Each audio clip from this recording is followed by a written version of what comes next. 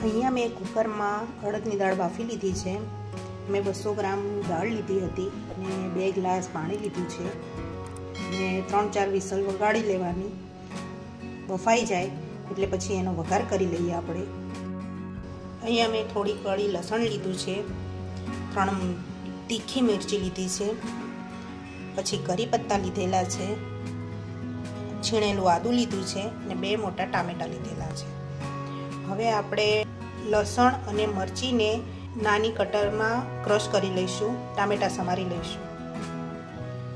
આદુ મરચાંને અહીંયા મેં કટરથી ઝીણા કરી લીધા છે અને ટામેટા સમારી લીધા છે। હવે આપણે વઘાર પર તરફ જઈએ। એક મેં પેન લઈ લીધી છે કઢાઈ, એની અંદર આપણે તેલ એડ કરીશું। તેલ મેં અહીંયા 3-4 ચમચી એડ કરેલું છે।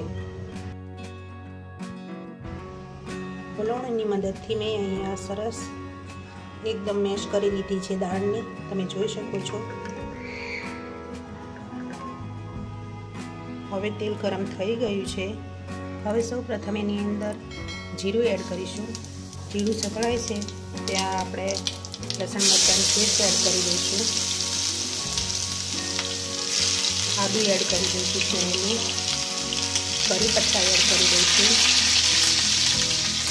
છેલ્લે ટામેટા એડ કરી દઈશું।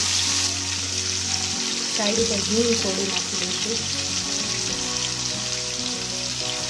ચમચી હળદર નાખીને આપણે આને બરાબર હલાવી લઈશું। ટામેટા જ્યાં સુધી સાંતળાય નહીં ત્યાં સુધી આપણે આને સાંતળવાના છે। આની થોડી વધઘટી ટામેટાની ગ્રેવી જેવું થાય એટલે પછી આની અંદર આપણે દાળ એડ કરી દઈશું। ગ્રેવી બનાવવા માટે થોડું પાણી એડ કરી લઈશું આની અંદર।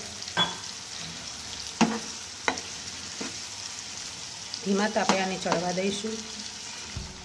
હવે આની અંદર થોડું સીધું મીઠું નાખી દઈશું। જોઈ શકો છો કે આપણી ગ્રેવી લગભગ તૈયાર થઈ જ ગઈ છે, બસ આવી જ આપણે જોઈએ છે। હવે એની અંદર આપણે 2 ચમચી મરચું એડ કરી દઈશું।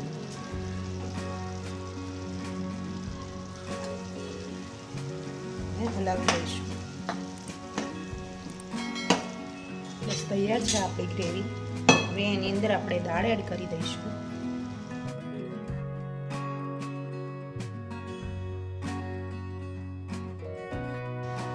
હવે આપણે આને બરાબર હલાવી લઈશું જેથી એક રસ થઈ જાય બધું। થોડા ધાણા લઈ લઈશું આપણે। ધાણાના ટેસ્ટથી દાળનો સ્વાદ થોડો વધારે જ વધી જશે। ઉપરથી થોડા ધાણા એડ કરી દઈશું।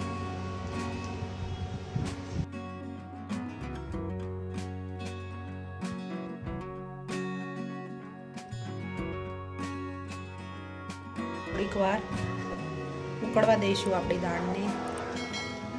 તમે જોઈ શકો છો કે જોવાથી જ કેટલી સુપર લાગે છે, તો એનો ટેસ્ટ પણ કેટલો સરસ હશે।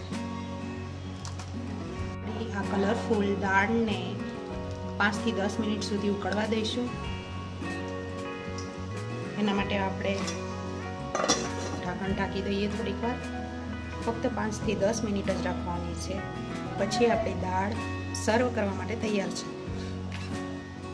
હવે જોઈ લઈએ આપણે આપણી દાળને। તમે જોઈ શકો છો ઉકળીને રેડી થઈ ગઈ છે આપણી દાળ। તો ચાલો હવે આને સર્વ કરી લઈએ। આપણી અહીંયા દાળ આપણે સર્વ કરી લઈએ। તમારે જેટલી જાડી પતલી રાખવી હોય, જે પ્રમાણે તમારે આપણે ખાવી હોય એ પ્રમાણે જાડી પતલી રાખીને તમે ખાઈ શકો છો।